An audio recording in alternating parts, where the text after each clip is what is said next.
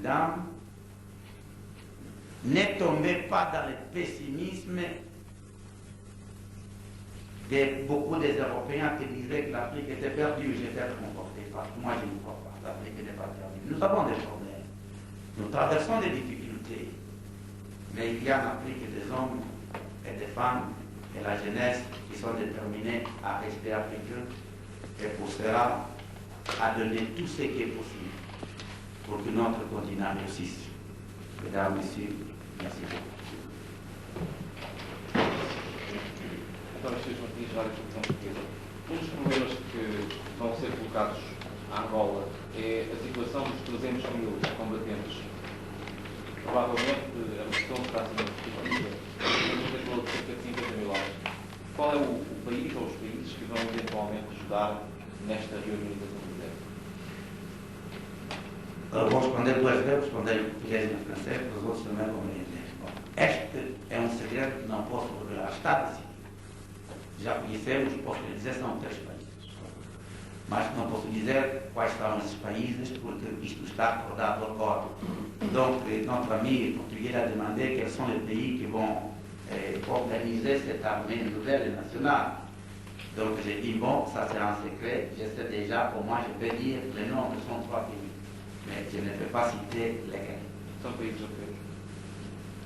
Et je crois que si je commence à dire que ce sont des Asiatiques, ce sont des Africains, ce sont des Européens, à la fin, nous arrivons au but.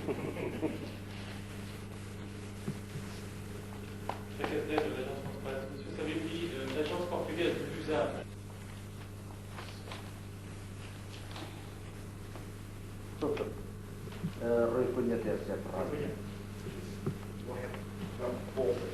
Vous étiez déjà avec votre barbe.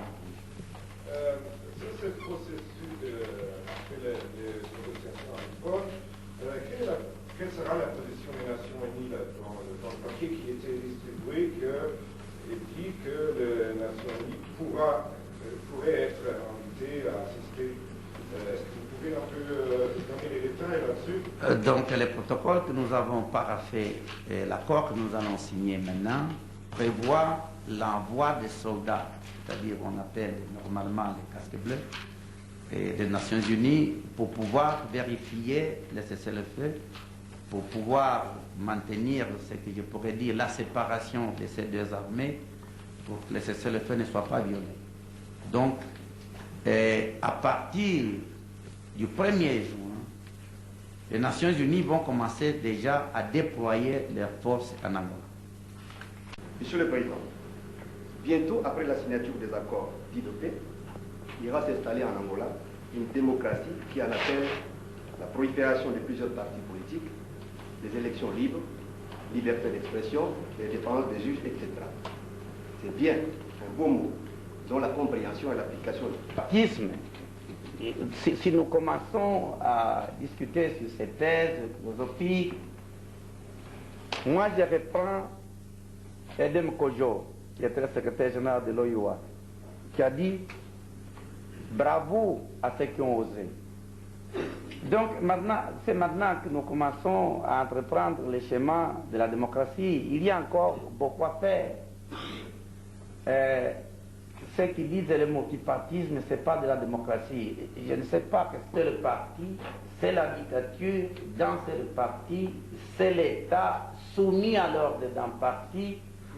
Au moment où nous avons 2 ou 3 partis qui vont faire 2 ou 3 ou 4 ou 5, demandent le consentement de la population. Les peuples élus, ses représentants.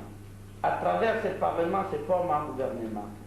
Je crois que nous sommes partis du multipartisme, parce qu'il faut beaucoup de partis pour aller au peuple, et nous arrivons à exercer dans notre fonction du gouvernement la démocratie, parce qu'il faut. C'est l'MPLA qui est représenté ici par le gouvernement qui se trouve au pouvoir. Et donc, nous avons présenté les problèmes que nous prévoyons qui vont devenir des problèmes sérieux. D'abord, le reclassement